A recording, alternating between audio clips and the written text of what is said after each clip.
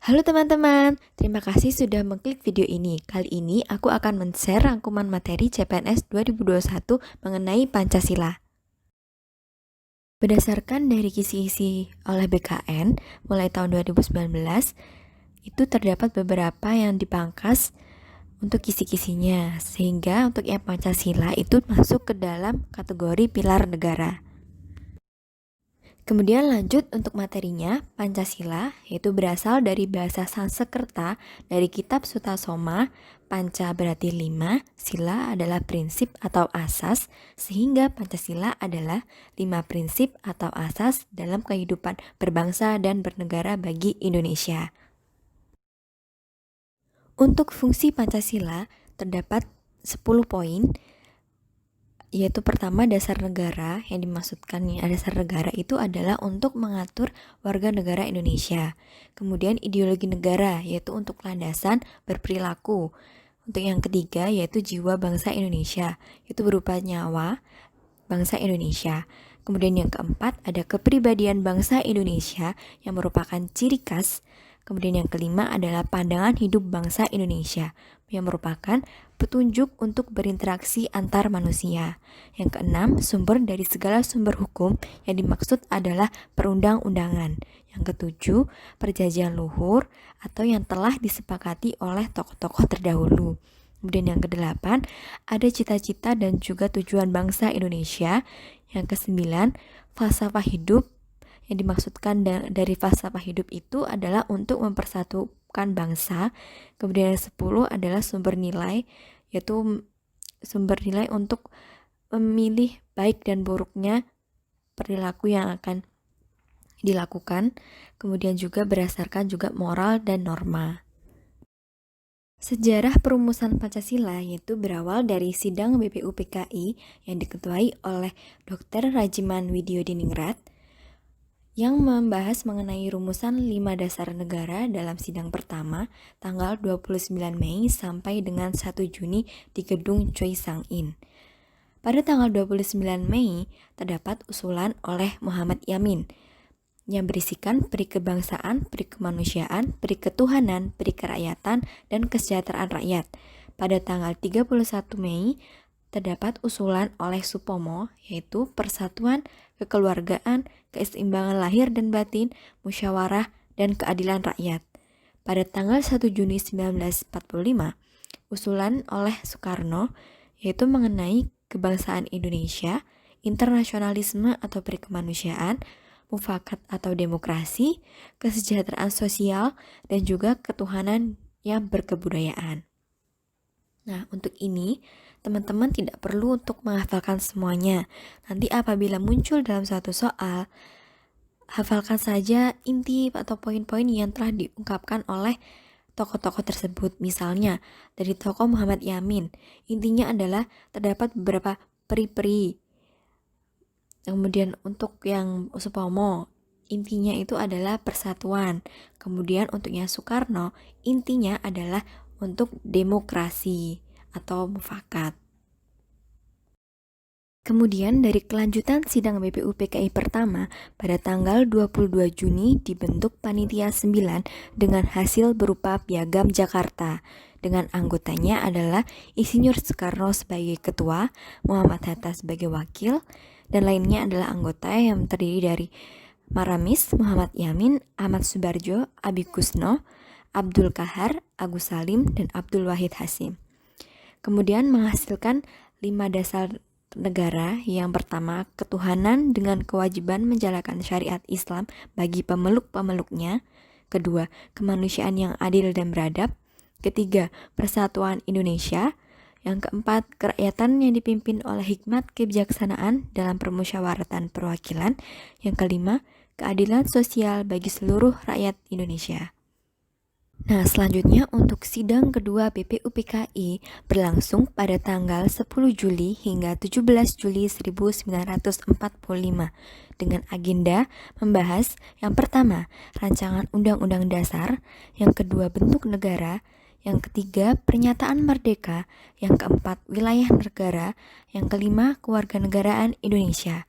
Nah, dari sidang kedua ini maka dibentuklah panitia perancangan undang-undang yang disebut dengan panitia kecil beranggotakan 7 orang yang terdiri dari pertama, Supomo sebagai ketua, kemudian anggotanya Wongso Negoro, Ahmad Subarjo, Maramis, Sigeh, Agus Salim, dan Sukiman. Untuk poin pentingnya yaitu dengan disepakatinya rancangan undang-undang, maka tugas BPUPKI telah selesai dan ditutup pada tanggal 17 Juli 1945. Kemudian, BPUPKI dibubarkan pada tanggal 7 Agustus 1945.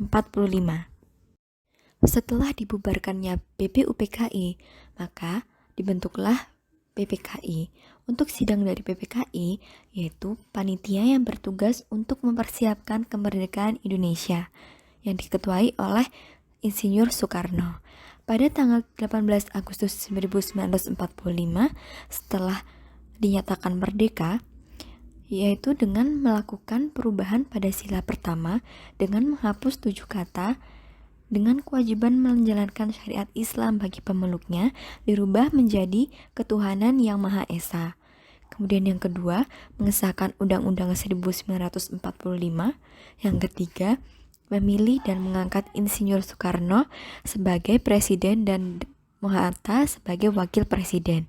Kemudian yang keempat, tugas presiden sementara dibantu oleh Komite Nasional Indonesia Pusat sebelum dibentuknya MPR dan DPR.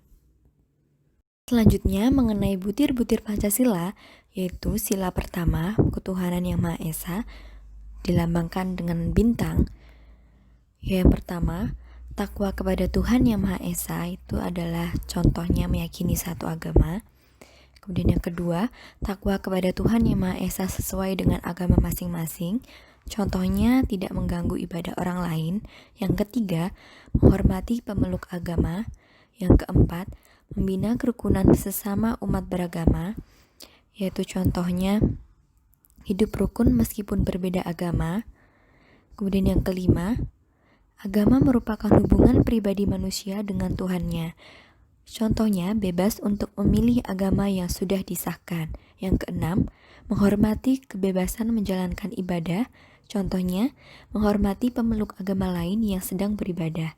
Yang ketujuh, tidak memaksakan suatu agama.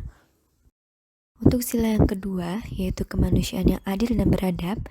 Poin yang pertama, memperlakukan manusia sesuai harkat martabat. Yang dimaksud yaitu tidak boleh sewenang-wenang.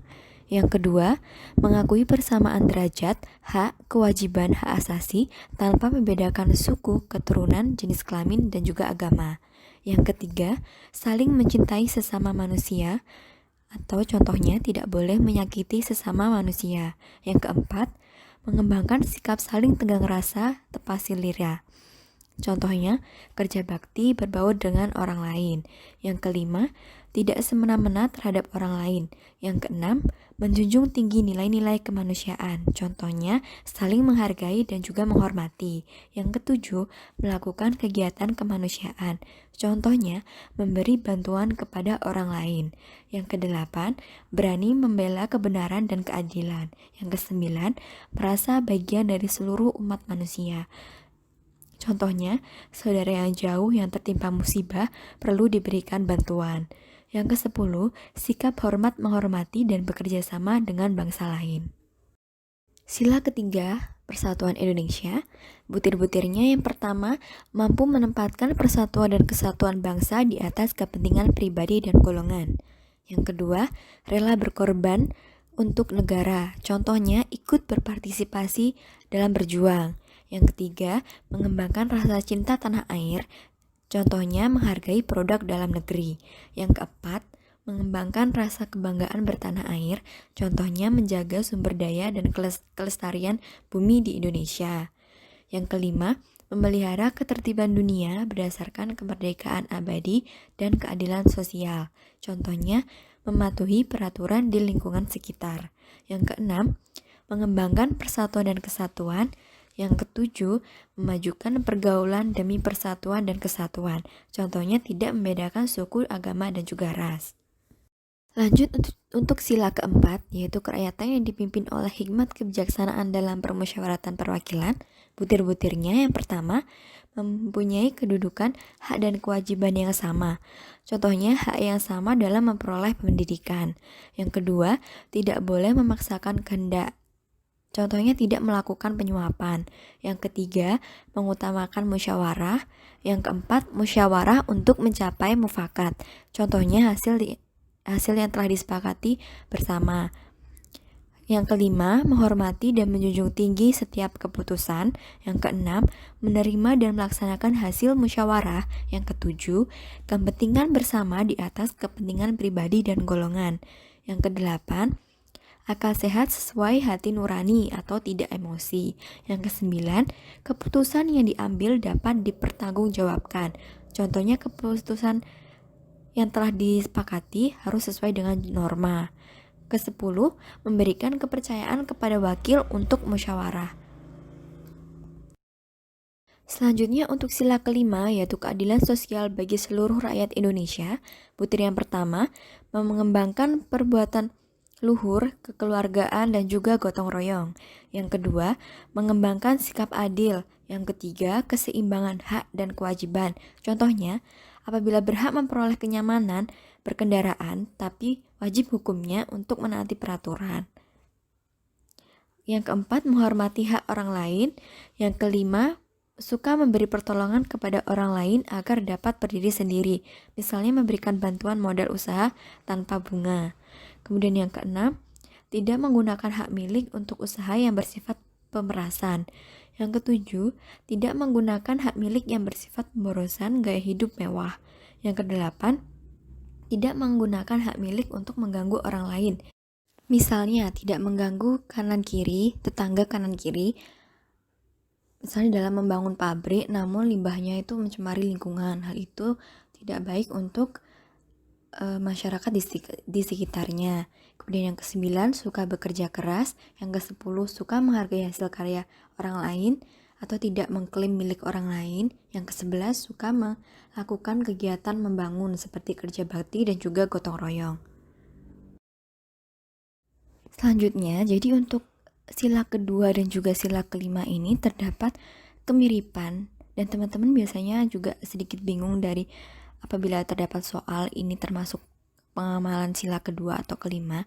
Jadi lebih gampangnya untuk sila kedua itu lebih ke kemanusiaan, manusia dengan manusia. Kalau yang sila kelima itu lebih ke manusia dengan masyarakat. Untuk yang sila kelima contohnya, dalam membangun pabrik tadi, kita juga harus memikirkan limbahnya tersebut apakah mencemari lingkungan atau tidak. Itu kan nanti dampaknya ke masyarakat di sekitarnya. Kalau yang sila kedua itu lebih ke rasa simpati atau empati terhadap manusia dengan manusia. Selanjutnya, mengenai makna lambang negara, yaitu lambang negara Indonesia adalah burung Garuda. Arti dari burung Garuda ini adalah negara yang kuat dan besar. Kemudian warna keemasan itu menunjukkan kejayaan dan keagungan. Bulu pada sayap 17, bulu pada ekor 8, bulu pada leher 45 menunjukkan 17 Agustus tahun 45. Kemudian perisai itu diartikan bahwasanya tameng atau perlindungan, pertahanan dan juga perjuangan. Kemudian garis tebal itu menunjukkan garis khatulistiwa, di mana letak Indonesia itu berada di garis khatulistiwa.